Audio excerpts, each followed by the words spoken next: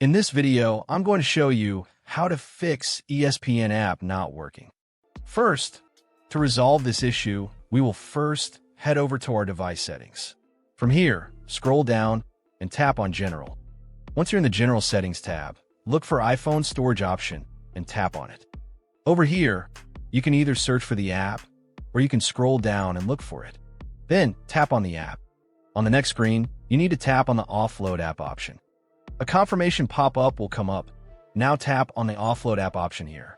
It'll take a bit for processing, and then a reinstall button will show up. Simply tap on it to reinstall the app.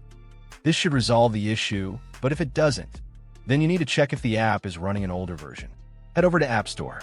From here, double tap on this search icon in the bottom right corner, and then search for the app. Once the app comes up in the search result, and if you see this update button right next to the app, simply tap on it to make sure you're running the latest version of the app.